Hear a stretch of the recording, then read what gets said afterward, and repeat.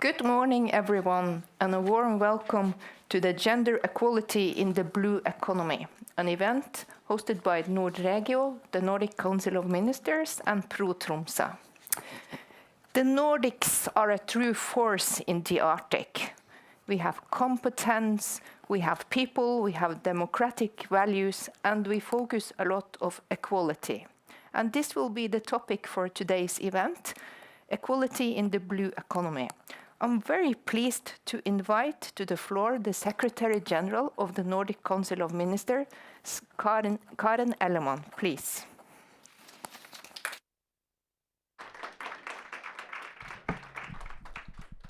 Thank you. Thank you so much. And good morning to all of you. I know there's a lot of people in line waiting to get rid of their huge winter coats. And to those of you following online, I hope you're warm and comfortable. Anyway, from my side as well, a warm welcome to this Nordic side event on gender equality in the blue economy. It's really a great pleasure to open this event and share just a few welcoming words before we will actually dive into the program that we're all excited about. You probably know that all the Nordic ministers jointly adapted a vision to make the Nordic region the most sustainable and integrated region in the world by 2030. And this is a bold ambition that demonstrates a commitment to our Nordic region. But reaching this goal requires concerted efforts. And this also means a continuous focus on gender equality and the equal rights of women and men, also in the blue economy. We need to harness the full potential and talent of the entire population, no matter what diversity, to achieve a sustainable and inclusive development.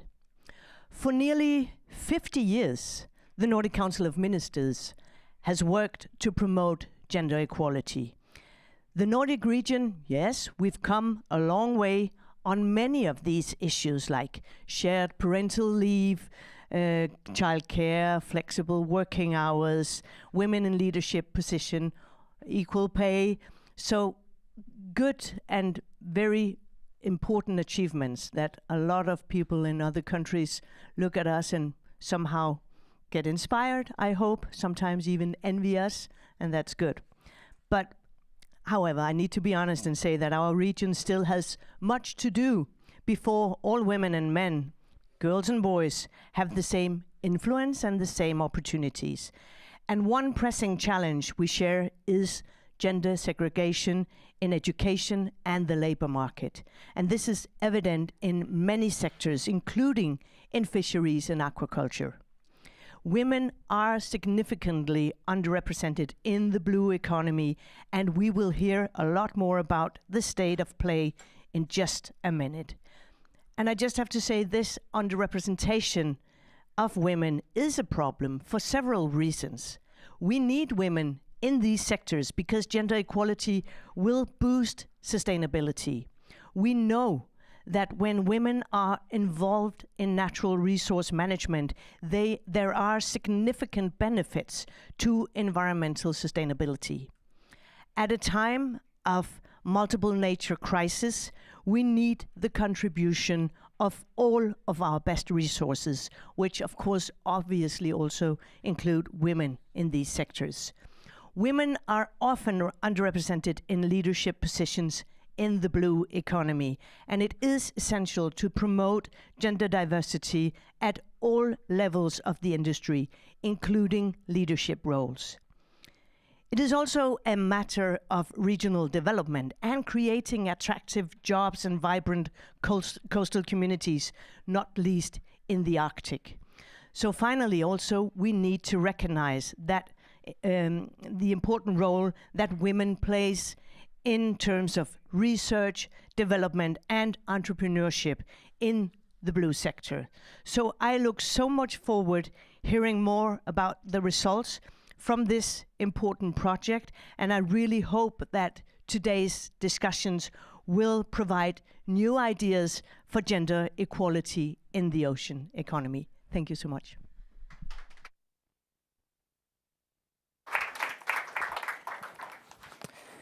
Thank you very much, Secretary General Ellemann. You spoke about the values and the strength of female workforce and that we are sometimes underrepresented in important industries, such as the fishing industry. Therefore, we need strong role models who can speak up when things are not right. One of them we are going to hear from now, a very strong and brave woman who has spoken up and spurred a debate on how we should work to improve the work environment for female fishers. Susanne Mortensen, please, we look forward to hearing your story.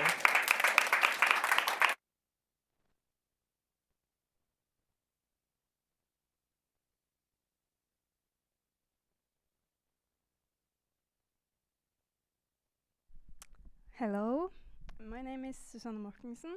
I am 26 years old, okay, and grew up in Tromsø. For a long time, I was also a fisherman or a fisherwoman before my life changed overnight. I published a chronicle in 2021. The name of the article was Wrong Gender on Board. It started a nationwide debate on equality and how it is for women in the fishing industry. Today, I want to speak to you all about the reason for my article and the reaction that came after. I came from a family where both of my parents have worked at sea. I remember being interested in marine life forms and the sea, even as a child. At sea, you never know what comes next. As a fisherman, the work is hard, but it's also an adventure. Every time. As a bonus, you get to escape the city life, and you have a lot of free time when you get back home. At first, I loved my job. I was proud of what I did. Maybe that was a mistake. The middle leader of the ship was often angry. Even more so when tired or hungry. At the time, I was the green horn and in training. In other words, I was the smallest fish in the pond. He would often pick me for small mistakes. I didn't know wrong from right, but I would sometimes stand up for myself. This made him even more angry. "You whiny count," he said. He later said he was sorry and informed me that talking like he did was just a part of the culture on board. The situation was complicated. My belly was the middle leader. I was in training and had no status. I decided to go to the ship's captain. Speaking to the ship's captain was only an echo. Again, I was told that I was wrong. I was wrong because I spoke back at him, and his reaction was natural and expected. Reading between the lines, I was told to keep quiet, not talk back, and do what they say to tell me to do. My side of the story was not important, so I kept on fighting. My next step was to contact the shipping company. I was giving the same message. If you just behave, you can avoid problems like this. The harassment will only get worse from here on. I remember entering the canteen after a long night shift. The big boys club was all present, including the main leader and the man I had a conflict with. All of a sudden, someone from my crew spoke at me. He wanted to know if I was on my period, since I was so hypersensitive about funny jokes. I laughed, but I was all right, another one said. If I felt sad, Thomas could comfort me. He will be at cabin 646 at midnight, if it only had to stop it with the jokes. I have been sexually assaulted and touched against my will many times and over time. I have been called a whore, and I can't.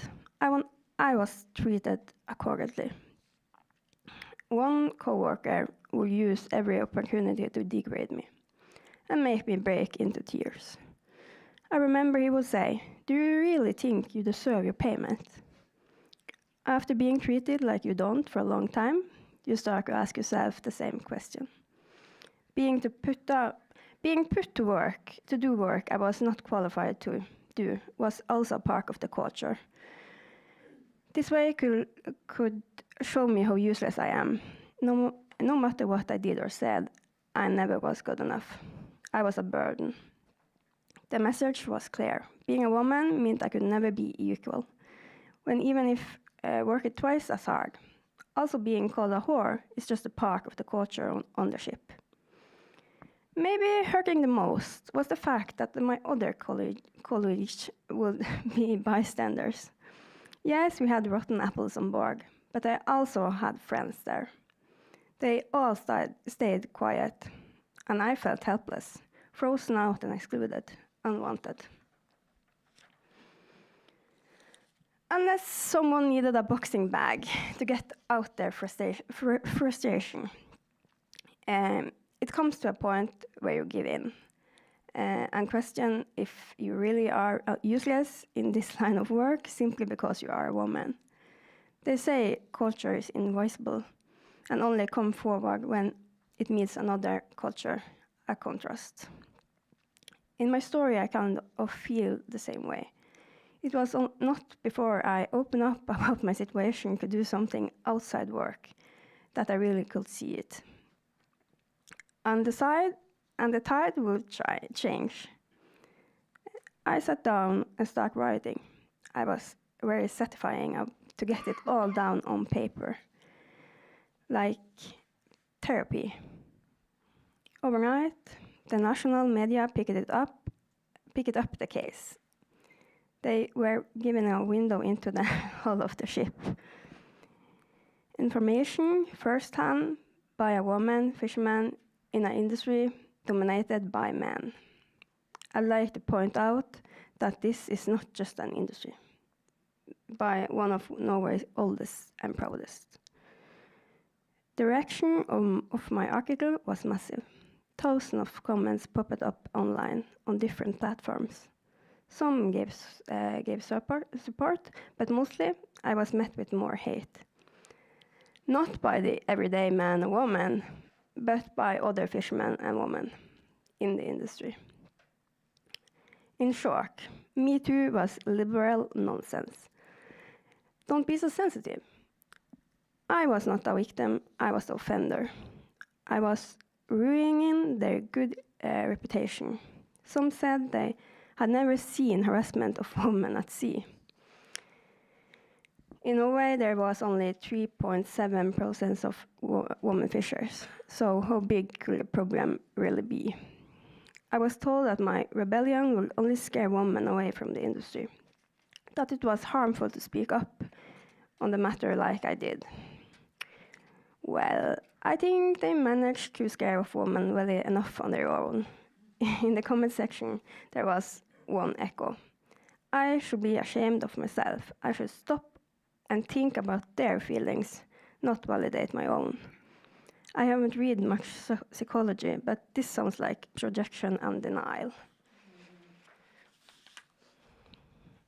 I was told that there was a good reason why women were not represented in Norway's biggest fishermen's organization.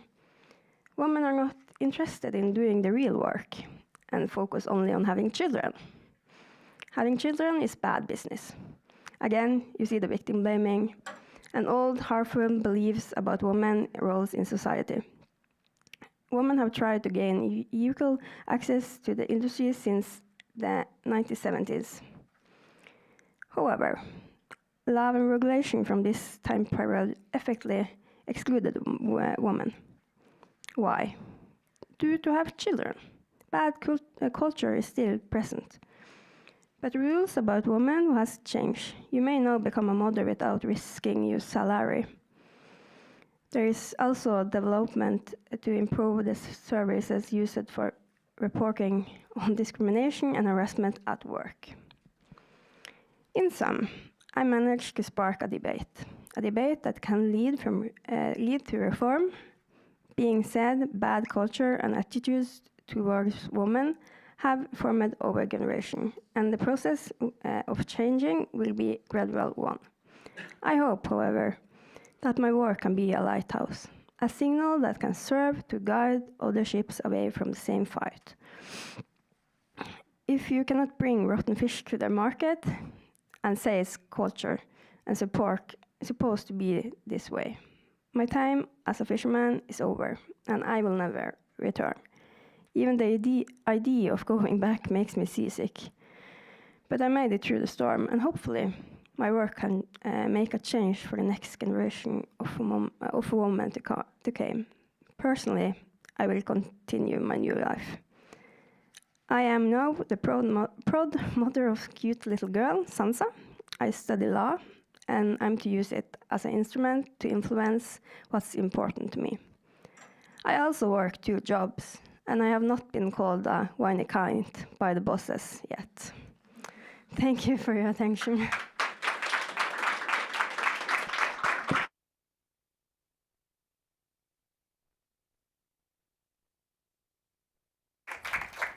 Thank you so much, Susanna, for sharing your strong and quite sad story. And thank you for being so brave on behalf of women in the fishing sector. And we hope that you, in your new career, can help us improve things. Dear friends, in order to fight these problems that Susanna explained to us, sharing her own story, we need knowledge.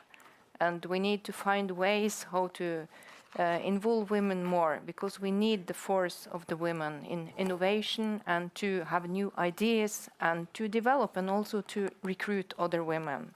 And I'm very pleased to introduce the next speaker, Anna Karlsdottir from Nordregio and the University of Iceland.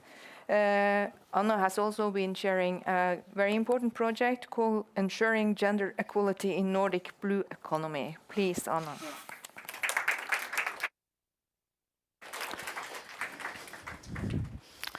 Thank you, Jorel. I'm so pleased to see you here. The weather has not been ideal for flights, so I'm very, very happy to see you all here because, as Jorel mentioned, we've been working hard to get our new publication out, ensuring gender equality and Nordic in Nordic Blue Economy. Do I just use this for the slides? Thank you. So let me tell you a little bit about this report and this work that has been ongoing since 2021. I'm very glad that you managed to be with us, Susanne, because as is evident from the report, this work was actually spurred by Susanne's chronicle. And the project name, Laks and Likestilling, I like it. It's really catchy, Salmon and Equality. This was launched by the Norwegian chairmanship of the Nordic Council of Ministers. And I would like to use the opportunity here to thank especially our steering group in this project, Marianne Berger Marjanovic, who is with us here, and Katrine Wilhelm Poulsen, that is also with us here. And then we have in Oslo, Maja-Lise Opdal, who did not make it with a flight, Kristín Þóra Harðardóttir in Iceland, and Rökkvi Reinert in Faroe Islands. So thank you all for supporting us all through this way. But the project was managed by Nordregio, and in the meantime I ended my contract with Nordregio and moved to University of Iceland. So University of Iceland has also the honor to be named here because I've used some of my working time from the university to devoted to this project. Now the focus in this work is this gender imbalance in the Nordic fisheries and aquaculture sectors, as Karin mentioned. the aim here was to build a knowledge base on equality matters, raise awareness for gender balance, and develop policy recommendations to increase women's recruitment in the sector.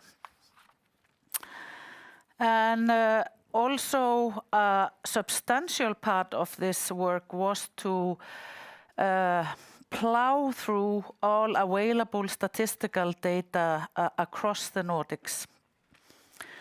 Now, our primary focus is the gender perspective, and we stress that the notion of gender, women, or equality, with very few exceptions, is almost completely absent from all the literature that we plowed through related to this new concept, blue economy.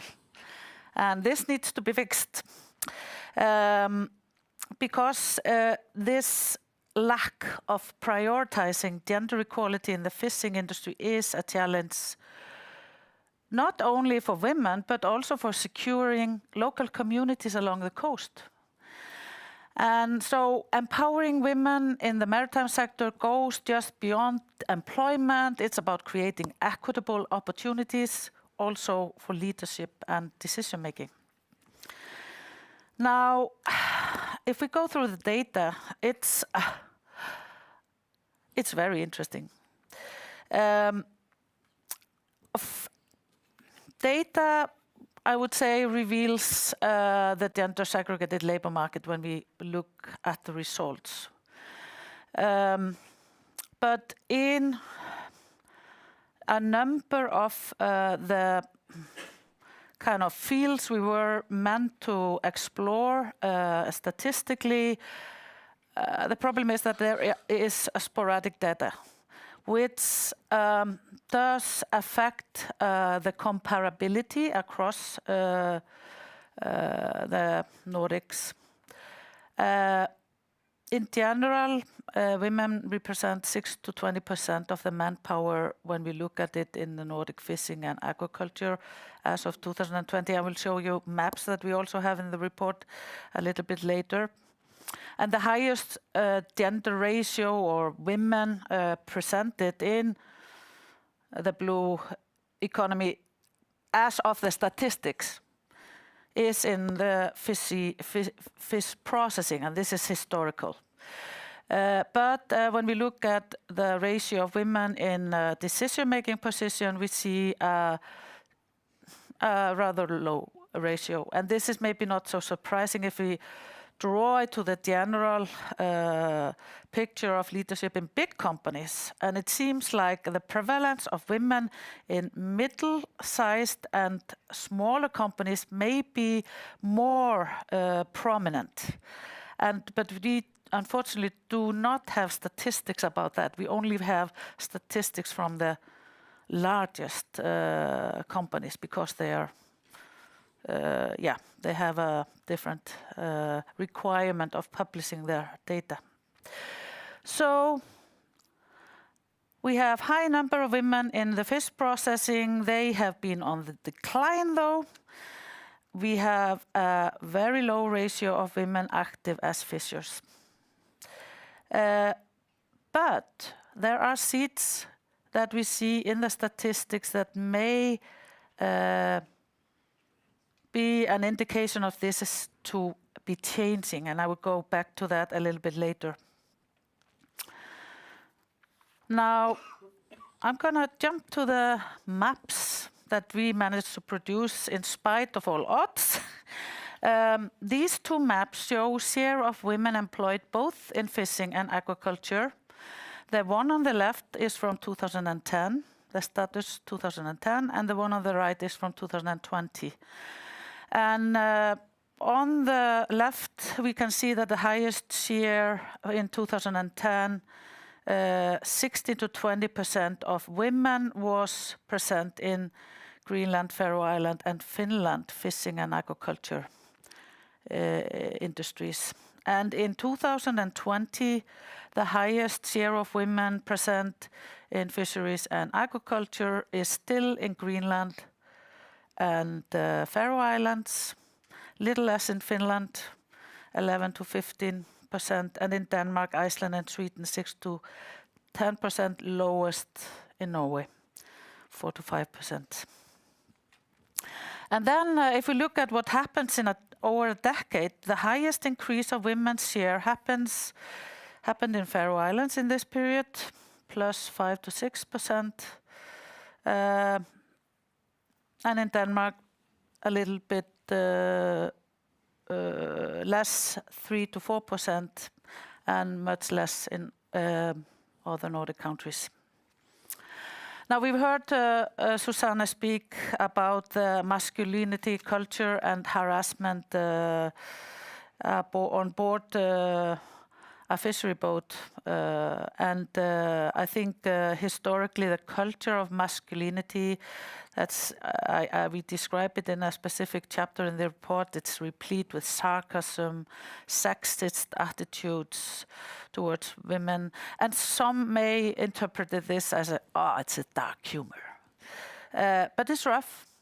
And this competitive atmosphere on board some vessels has historically generally been, in some cases, perceived as charming. And, well, charming to some. And women on ships often face negative attitudes, and we have, through literature that we plowed through, seen that in some cases they need to adopt. I'm on a wrong slide here. I will jump back to the other in a minute. Yes, we've seen through the literature that women need to adopt strategies to cope with and avoid confrontation by adapting to masculine behavior or appearance. And if they feel that's fine, then okay, that's fine. But in some cases, that's not fine. And we also have results from a large international survey that included Denmark, Norway, Sweden, and Finland, where this was studied, bullying and harassment in the maritime sector. And it shows that workplace bullying and harassment is a substantial problem in the maritime industry. So, more research in this field is needed, and it's needed with a qualitative approach where women and maybe men also are interviewed. And I go back to the aquaculture. I simply ran over one slide. So aquaculture is also what we have looked at, and we can also see that this is a gender segregated labor market. But we see a little bit different picture emerge here in terms of the mentality to women, and especially in terms of the leadership. We see initiatives like We Are Aquaculture, where women leadership is promoted. And we see also individual companies' aspiration and work for equality. So I think that even if we see a low ratio in general, we also see some examples of equality in leadership in aquaculture, which is a little bit different to the more conventional fishery or seafood sector. That's promising, isn't it? Now, when it comes to education, we've known for quite a while that women outnumber men in educational merits, but when it comes to marine-related vocational and secondary education, the ratio of women in general over the line is low. And in some cases, like in Denmark and Finland, we see also high dropout rates. This means that there's a lot of women that start, but they don't necessarily graduate. And why is that, Susanne? Do you know? And then in general, the reproduction of in the sector is a major challenge all over, which means access, or young people's access to the sector due to structural conditions, and maybe also cultural conditions, especially in the fisheries, is everywhere a challenge. And then when it comes to licenses and quota holdings and owning a boat, women are a big minority. And also what we've also learned from other studies is that women in general that become fishers and own a boat and get licenses, they have shorter careers. Why is that? We need to widen that. But when it comes to university education, the tertiary education, as we say formally, I think we have actually too sporadic data to really have some or draw some major conclusions. It becomes a little bit of a qualitative guesswork where we have a lot of like anecdotal examples. It's hard to figure out what university programs generate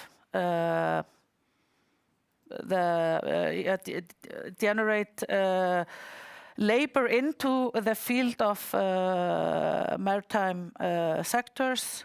So, but we can see that there are less women in more technical fishery-related educations, more women in fields like maritime biology or interdisciplinary educations like coastal and marine management. So let's take a look at these two maps. One on the left shows share of women enrolled in vocational and tertiary education in fishery and maritime studies in 2012, and the right, the same, but in 2020. And there are two countries that stand out here in 2012, Faroe Islands and Sweden, with the highest share of women enrolled in education in this sector. And in 2020, Iceland and Sweden have highest share of women, with Greenland following promptly. And when we look at the change over a decade, we see that there have been some changes over a little less than a decade. Shows increase by 11 to 13% in Iceland and 6 to 10% in Denmark, Greenland and Sweden. Now, let's go over to my last slide before we have the panel. It's about leadership and innovation. That was also part of our study. It was part of our study to try to explore where are women present in the top of the hierarchy, so to speak.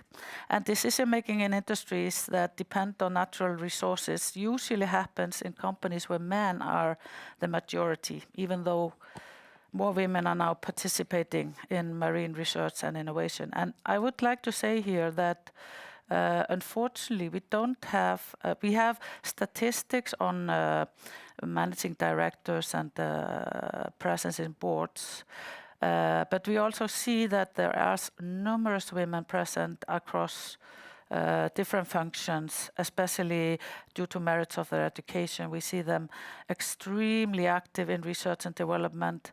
And if you go to conferences like EU Blue Mission, I mean, the majority of women who are involved in circular activities and innovations of all kinds related to the blue economy, they are numerous. We also know that historically that women have for long almost been majority among marine biologists, not only in the Nordic region, but also worldwide. So women with their education and skills, they are and might be leading new ocean-related innovations. But we need statistics on it. And but we also see a pattern that women are generally less often in roles with financial control. They are very often in position of human resource management, communication, outreach. So they maybe not have the power of agenda, but they're definitely somewhere around where decisions are made in the sector.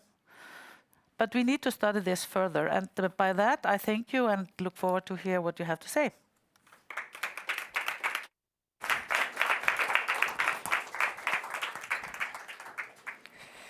Thank you. Thank you so much, Anna, for that broad presentation of the knowledge. And the topic of this year's Arctic Frontiers is action, reaction. So we have to take action and react well to the challenges. I'm happy to introduce today's first panel. Sandra Maja Wess, political advisor of the salmon policy at the Sami Parliament, please. Gosa Smiser-Rice, a researcher at the UiT, the Arctic University of Norway, project coordinator of the Arctic Resilience Accelerator and co-founder of the non-profit Women of the Arctic, and Edgar Henriksen, retired senior researcher at the Norwegian Institute of Food, Fisheries and Aquaculture and co-writer of the report. So, dear friends, we have had some quite worrying presentations.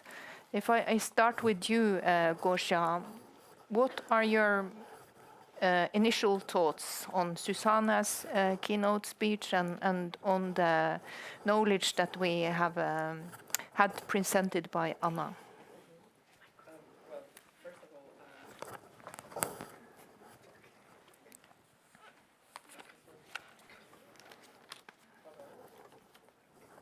Does this work? Hello? Yes. All right. Thank you very much. Good morning, everyone. It is a great pleasure to be a part of this discussion. Apologies right up front for my voice. It's not a regular thing. I guess I would like to begin with thanks to Susanna for not only for your speech this morning, but for your action and for speaking out, because that required surely so much courage. And I think the response you received is the best sign for how much still we need to go in the field. So thank you very much for this. Thank you also, Joanna, for presentation and for work on the report. And it's great to start seeing this knowledge gap being filled. At the same time, I would like to say that I'm surprised by the findings, and I'm not. And I'm actually not. Because one of the things is I actually, I'll just pick on, that's actually really not in the order of I was thinking to address, but what you were saying about how sporadic data we have on the sector. And I think that's actually, that's one of the things that we've seen. So previously, my focus is actually more on circumpolar Arctic. So I should explain this right up front. I don't work specifically on Nordic issues per se, but I really take wider Arctic perspectives. In the previous project where we actually, where I had the pleasure to collaborate with Anna, that was within the Arctic Council Gender Equality in the Arctic project.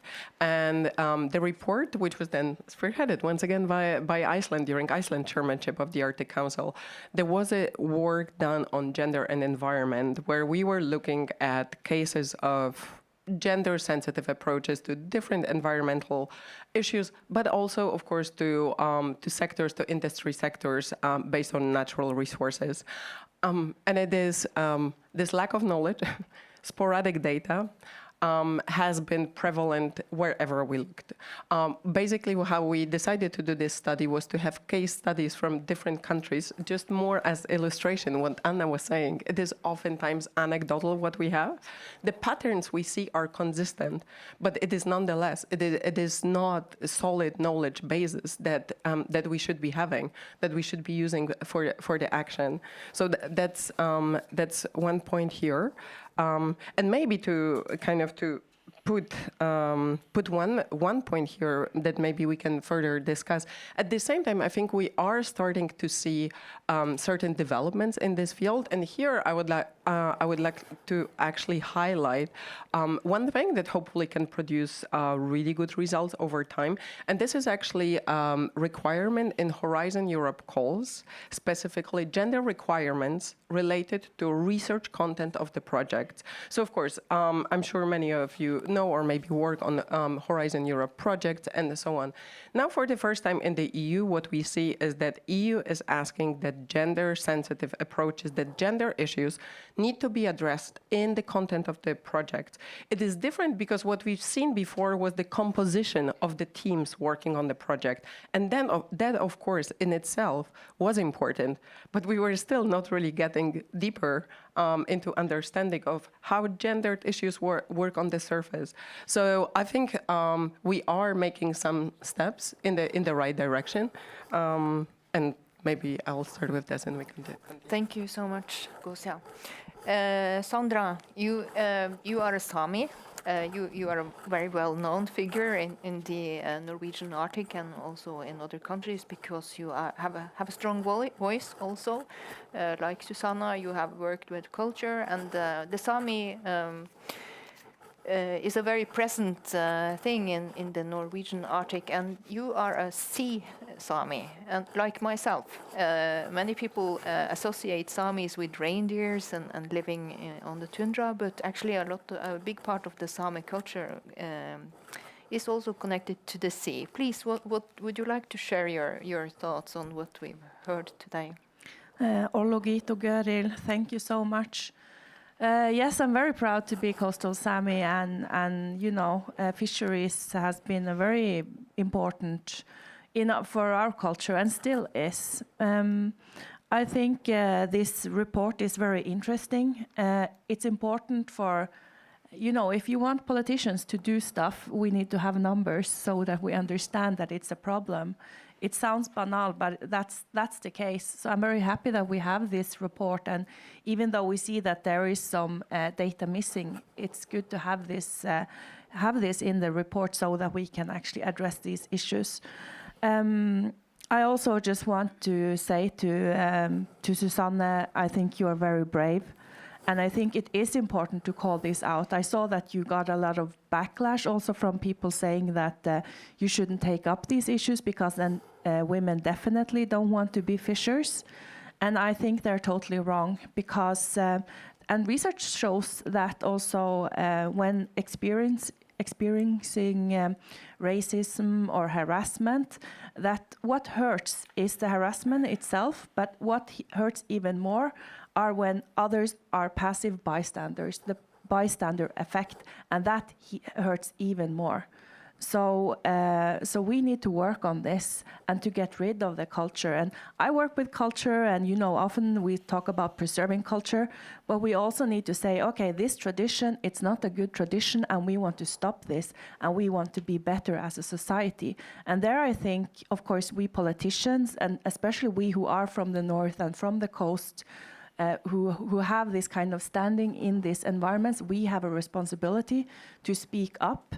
And I want to also commend the fisheries director in Norway, Frank Bakke-Jensen, who has also taken a very clear stand. And I think also that means something because he's also a man with powers in the fisheries. So that's important, of course.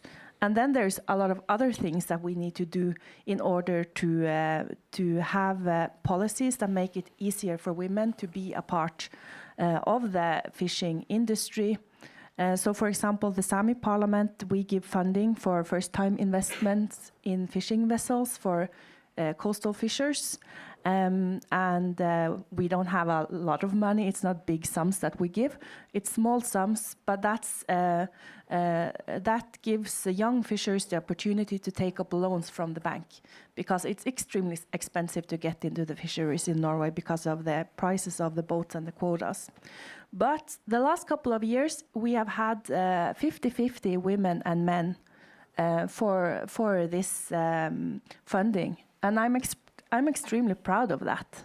So I think that we need to, you know, we have been working with equality in many other fields for many, many years, and we need to take those same kind of approaches and apply them also to the fisheries and to the blue economy.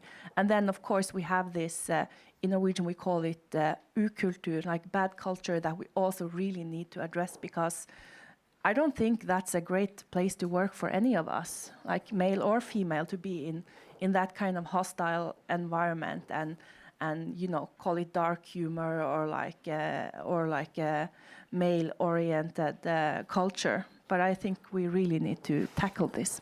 I wanted to just follow up with a question, Sandra, because you are from the north, and a lot of people in the north, they have grandmothers who were named, I'm not sure if this is the correct term in English, but fisher farmers, Fiskarbonden, which was the men were fishing and the women were taking care of the animals, the farm, and doing really hard work.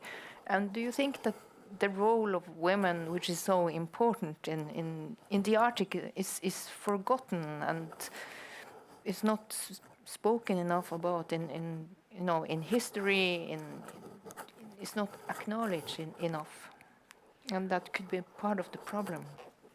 I think we should lift that up more. I don't think it's forgotten, but it's something to be very proud of course. And I've heard women in my home village saying that, when the men went to the seasonal fishing often. They went to the Finnmarksfiske, Lopphavet, to Lofoten, and the women stayed behind. But then they were taking care of the house and, the sheep and the cows, and they were also rowing on the fjord to get fish for dinner. But then when the men came home after several months on the sea, they were like, oh, now we have to pretend that we can't manage on our own just to not hurt their ego.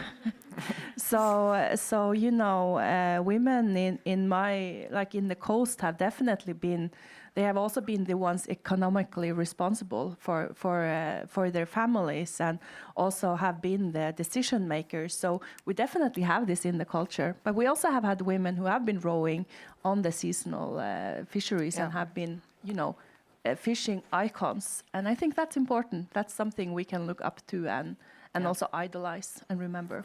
Yes, thank you.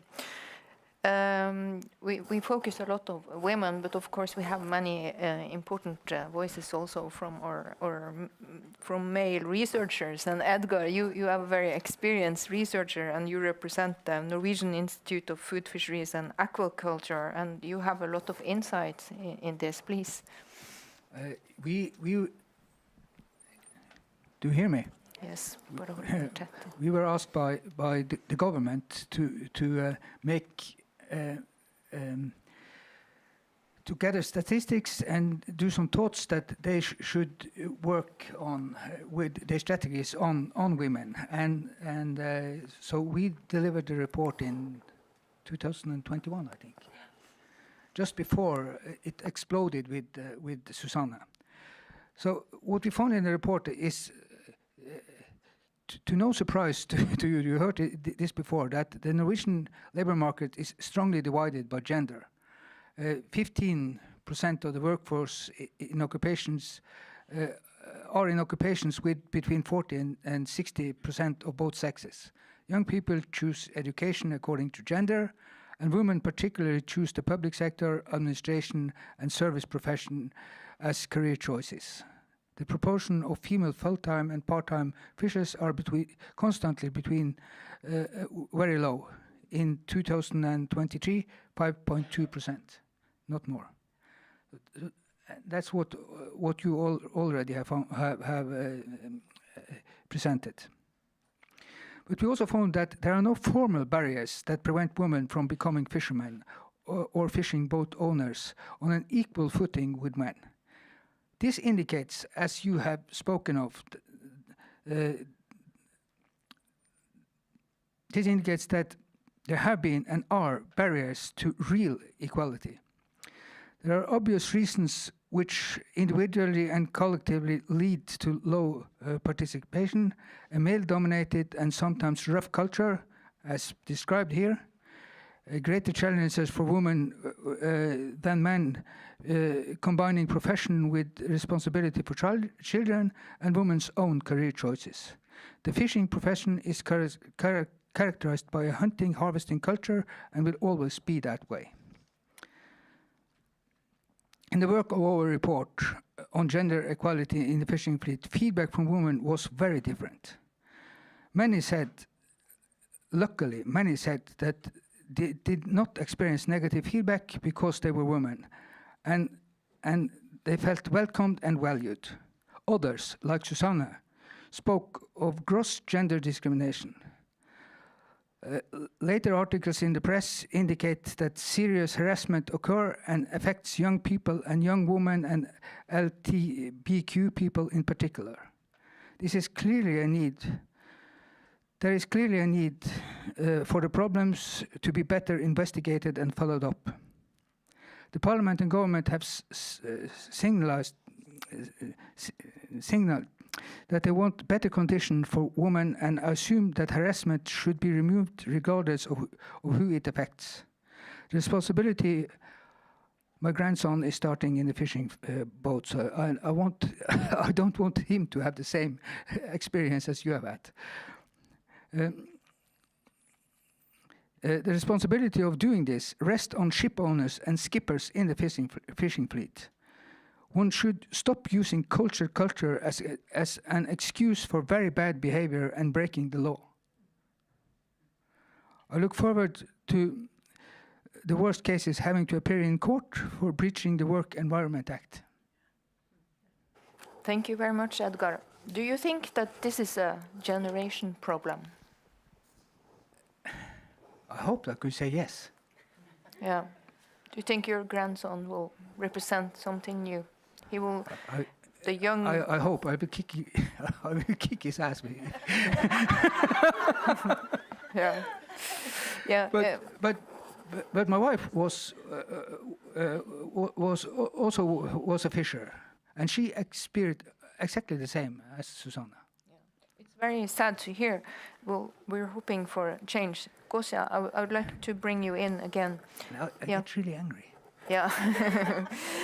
Gosia, so you are a researcher and you have a lot of knowledge like Anna, and we present reports and we basically know the problem, and we're going to hear in a minute the recommendations. As a researcher, and you live in Tromsø yourself with a little daughter, right? And is it sometimes too far from the research to the action, like the colleagues that Susanna describes, or the captains on the boats? They don't read your reports. Are are the researchers and the institutes focusing enough on bringing these findings in an understandable manner to those actually working on the boats and in the industry in general? Thank you very much. And I guess my answer to this question is actually twofold. And one thing is that what was said, maybe thankfully we are seeing signs of things changing with generations. And I actually wanted to flag one thing here, which is Ocean Leadership Executive Program that we have now here at UiT, the Arctic University of Norway. By the way, I'm not involved with the program, but they open for applications on February 1st, just saying. But my point about the program is different one. It is actually before this panel, I was interested about the ratio of students and if they address questions of gender, of diversity, equity, and inclusion in the program. And I was very happy to hear that, yes, that actually the ratio of their students, and those are people all already with experience working in marine industry, the ratio of students is 50-50. They pay attention every time to teachers, to the composition of teaching panels, to make sure that that they unsettle traditional leadership patterns to make sure women are included in those. And what is also important is that in their teaching models, they actually include, for instance, feminist theories or indigenous knowledge. So kind of the components that typically have been marginalized, but their hope is that actually bringing this as education to current and future leaders in the industry can generate this change over time. I think they are reading our reports, that's my hope, but it's only part of the question, because actually I wanted to point out to another thing, and I'll try to make it brief and conclude here, but I think the other aspect is altogether, and that's my claim. I would be very happy if someone disagrees with that, but outside of discussions and extremely important events like this one, which have gender equality in the title, we don't hear about equality from main stages. So here, I mean, we are sitting at the Arctic frontiers and we are discussing developments across circumpolar Arctic. And like you said, Goril, we have potential in the north, we have competence, we have people, and we'll be hearing plenty about offshore opportunities, about transformation, transition, green energy, you name it. And at the same time, I put my money, it won't be very often that we will hear from the main stages that these sectors as they are, they don't provide equal opportunities to everyone as we stand. They might if we address this, but we don't.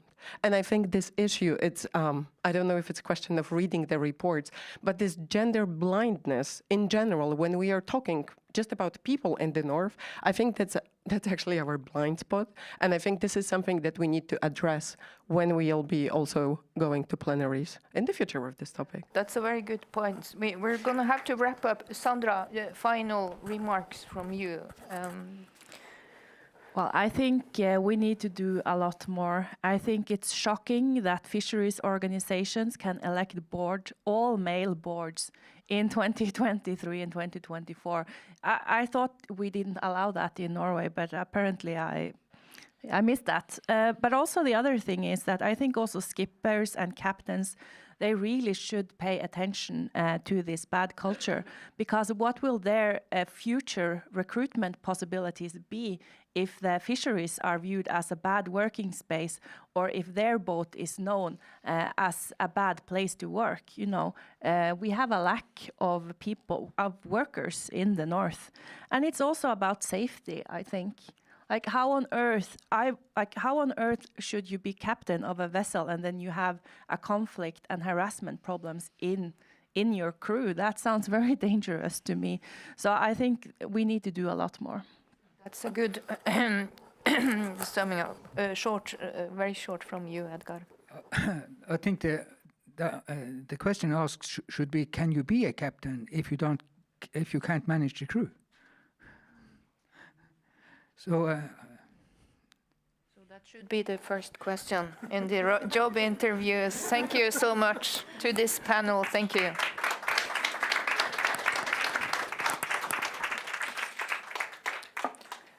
So now we're going to hear the policy recommendations from Anna, please. Yes, thank you. And now to reaction.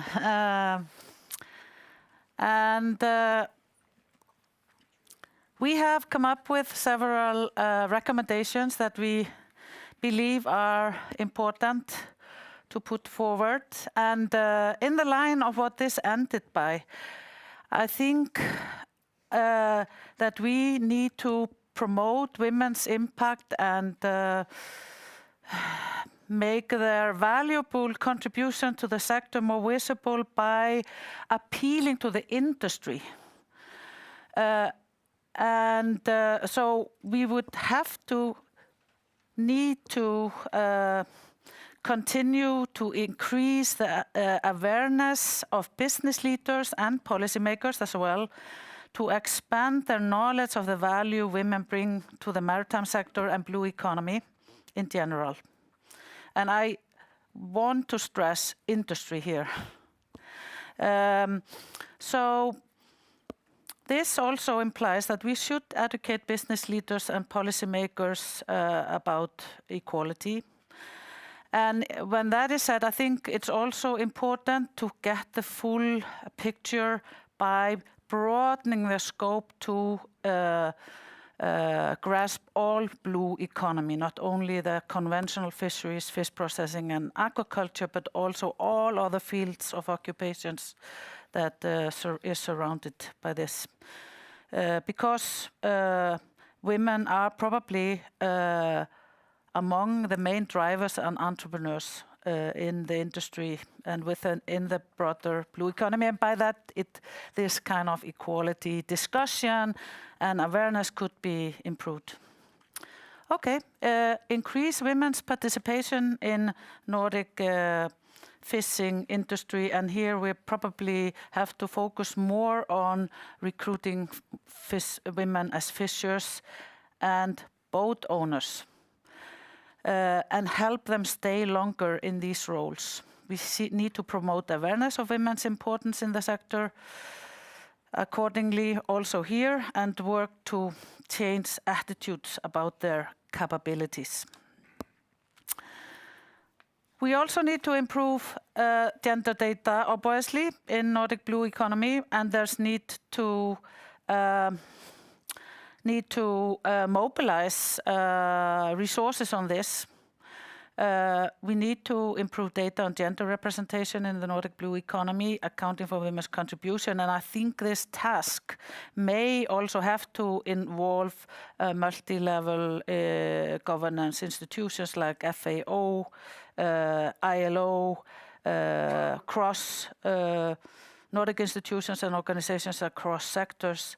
And I know that IMO is also actually spurring up their gender equality focus. So some promising perspectives, or something promising on the horizon, I hope.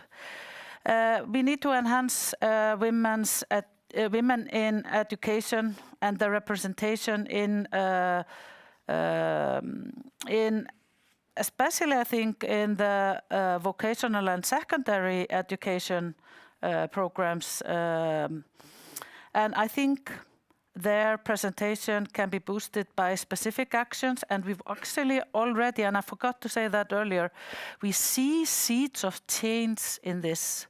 We see from media and from oral sources that actually women are increasing in programs, maritime programs on vocational and secondary level.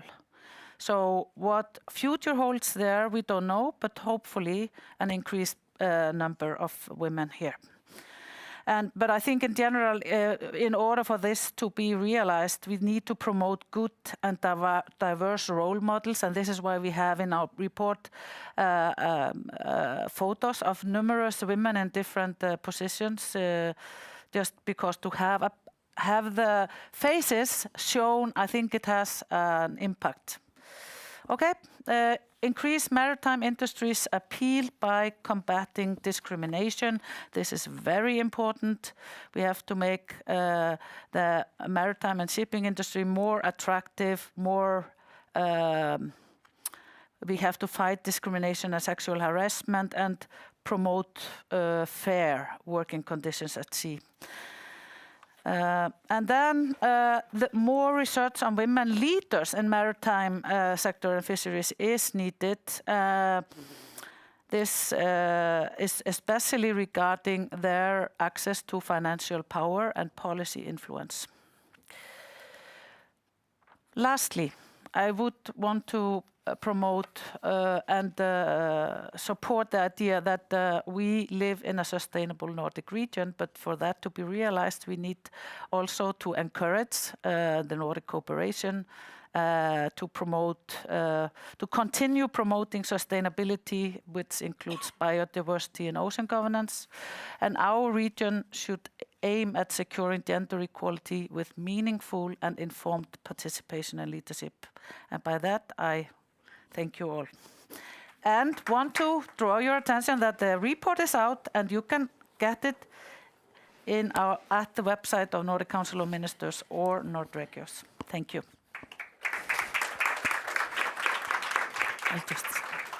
Thank you so much, Anna.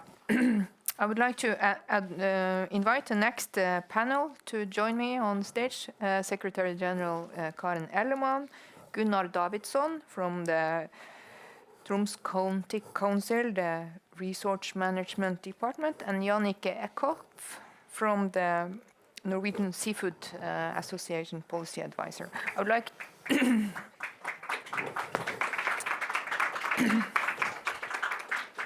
I would like to start with you, Karen.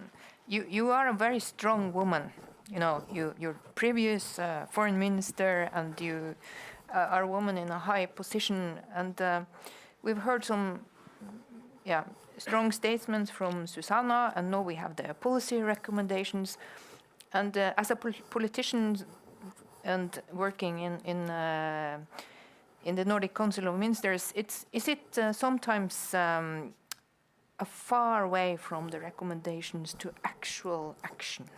Or are you optimistic that no, we will have the right tools?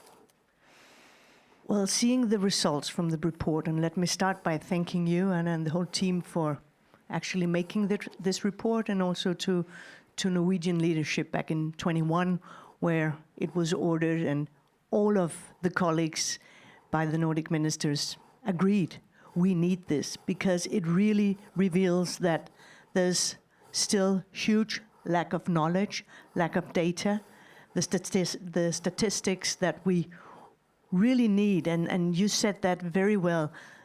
Politicians need statistics to actually know what's at stake. You said that very clearly, and thank you for doing that, because that's what's needed, because then it's facts at the table, really showing that there's so much room for improvement here.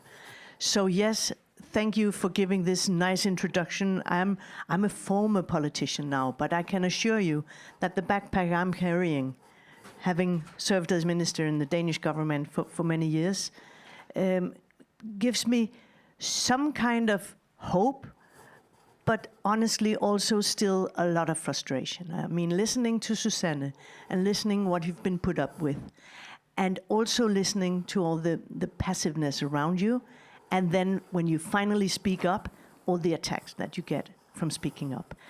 That's terrible, and that's unacceptable, and that's why in the Nordic Council of Ministers, what we do is that we have for many years mainstreamed the gender question in all aspects. And that's something that you can debate, oh, is that really necessary? Don't we have equal opportunities in our countries? And as I said in my introduction, not yet. There's a long way to go. And we need this, as you also said, for making sure that we actually achieve this very good vision. Our prime ministers adopted that one in 2019. And what's really strong with that vision is that it's not just something they said back in 2019. They reconfirm it every single year. Even though we get new prime ministers in our countries, they reconfirm that this is what we want, this is what you need to work upon. So that's why in this organization that I'm heading now, the Nordic Council of Ministers, I'm extremely proud that we have this mainstreaming tool, because that really gives us we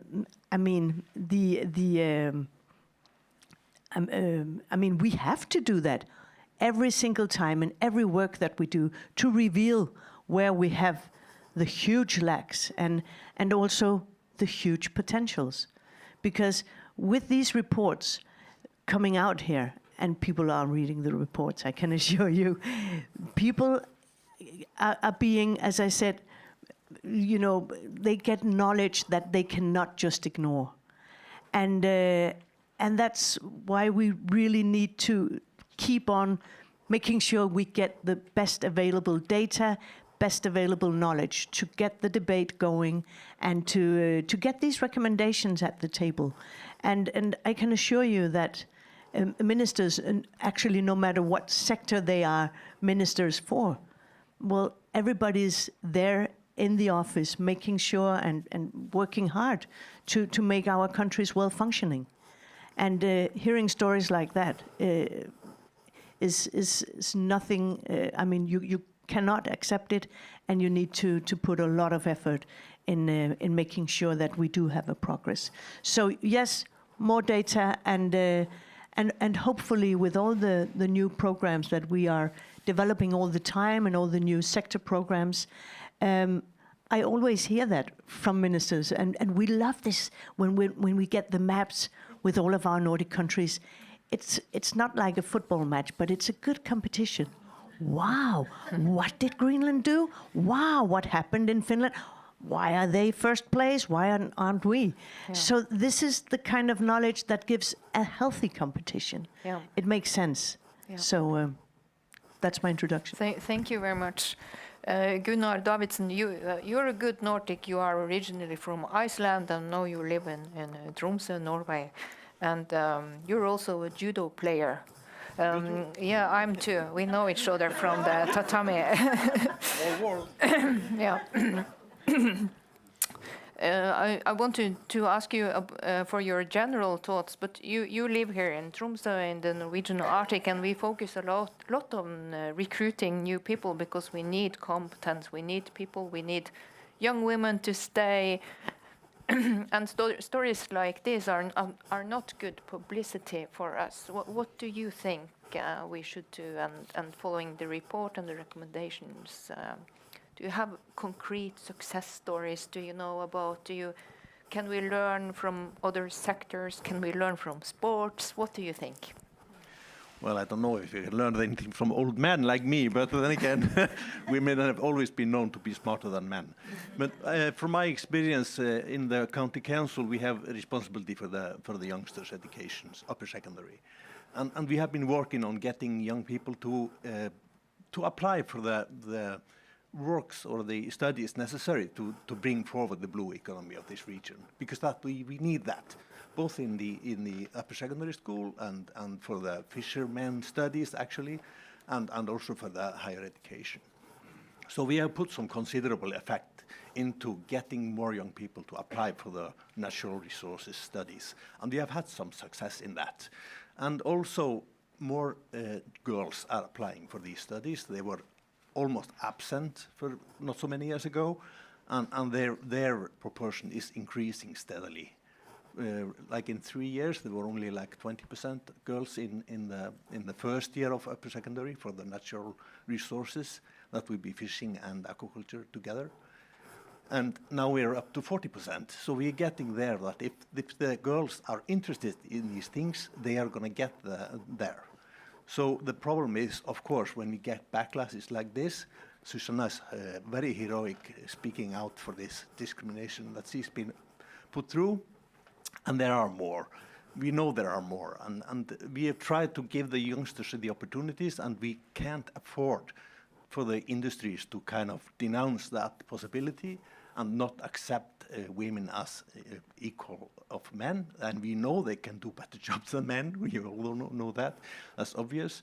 And we know that the women are also applying for or getting through university education towards the fisheries in higher rates than men are. So kind of the industries that want women, they will get them, and they will get the best qualified workforce. Those who don't welcome women, they will lose out, and the society will lose out, because we need all the hands on deck. Is this knowledge well established in the boardrooms in the industry? In the aquaculture industry, probably more so than in the fishing industry. So I'm sorry to say. I come from the fishing sector myself, but I know I work with the aquaculture industry, and I know there's a different attitude. And that worries me, because I know that if the industry wants to succeed, they need to change their attitudes. They need to leave the old culture. The ukultur has to go away. And of course, every push from the government or what the government is trying to do to kind of fix this situation is of course good, but I don't think they're doing enough that is needed. Maybe we should start by changing the title. Even Susanna was forced to say that I'm a fisherman. Maybe we should call it fishing expert or technician. Yeah. Thank you very much. I would like to give the floor now to Jannik Eko from the Norwegian Seafood Association.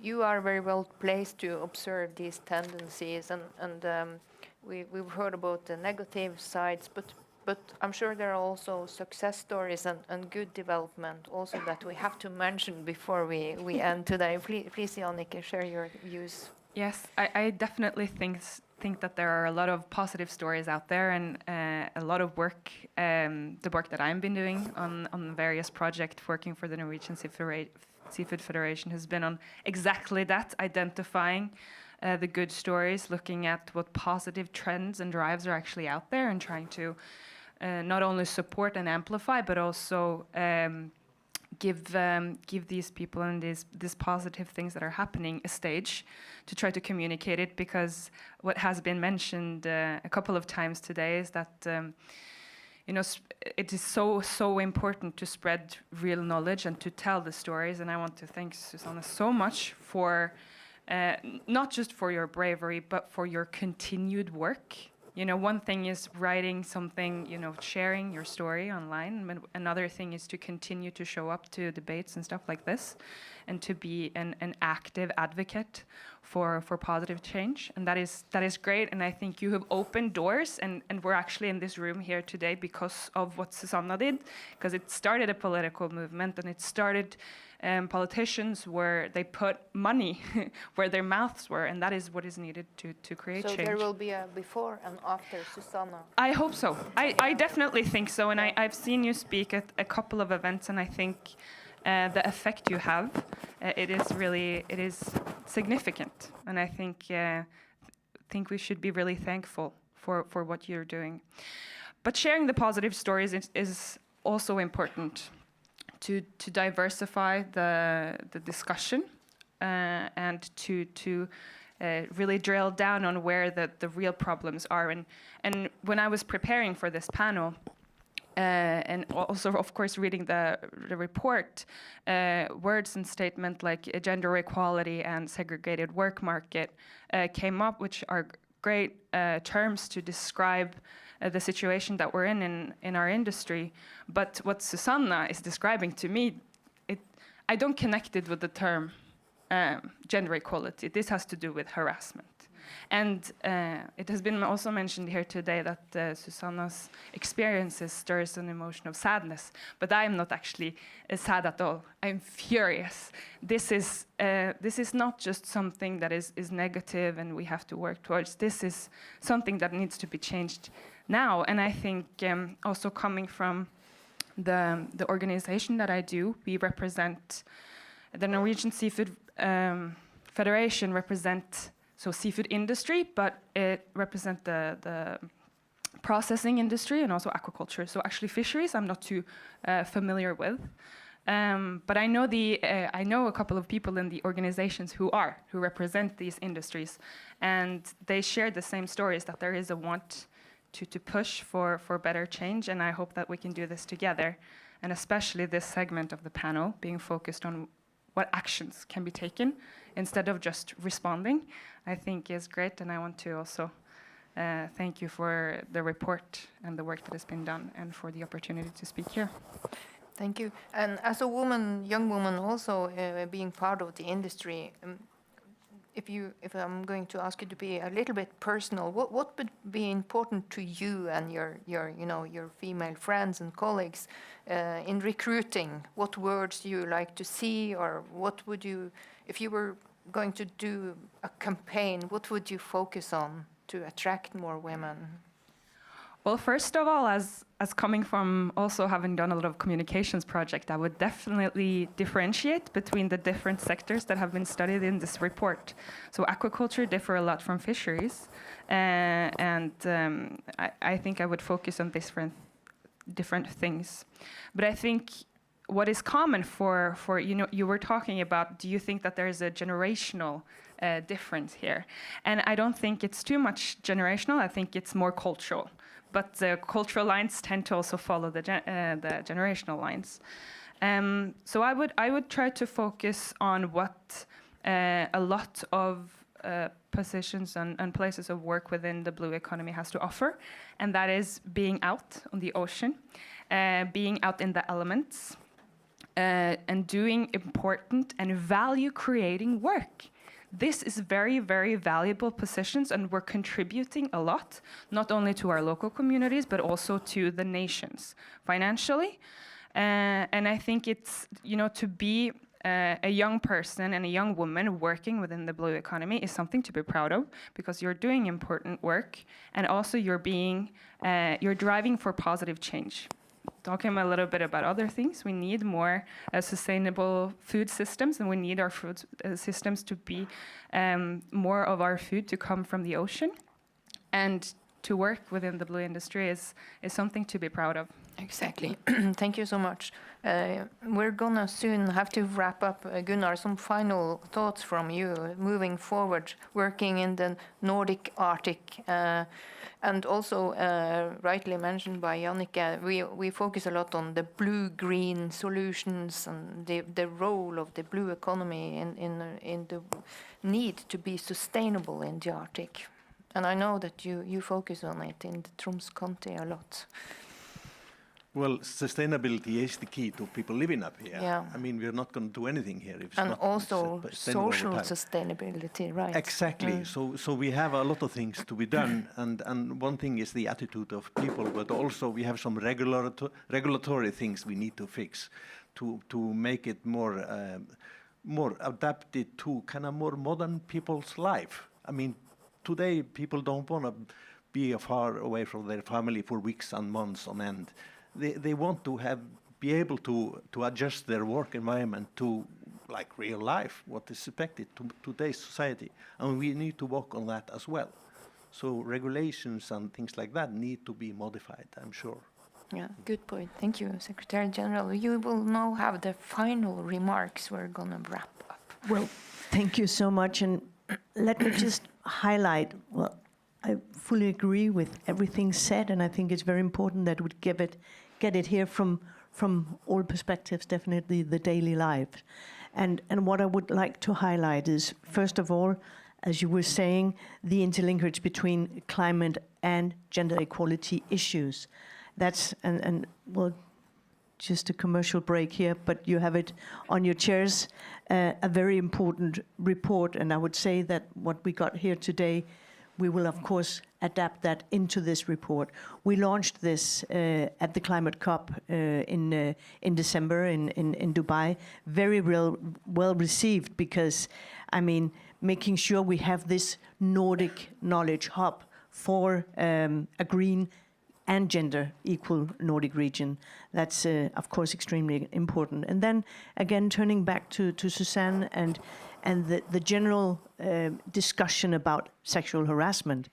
What we've done within the Nordic Council of Ministers is that we, at a Nordic level, we have conducted now a whole research program on prevention of sexual harassment at work. So that's not only at work in the blue economy, but at work in general. That's very important because this is going to be recommendations on how to actually intervene. So what we are doing is that we have actually set down 5 research groups from all over the Nordics, and they are actually developing ways to tackle this problem in a more effectively way. And it's not quite ready, but then you have something to look forward to, because I think these are going to be very efficient tools to combat, in general, sexual harassment at work. That's a very good final remark. Ladies and gentlemen, thank you so much, and thank you to our online viewers who have been following us today.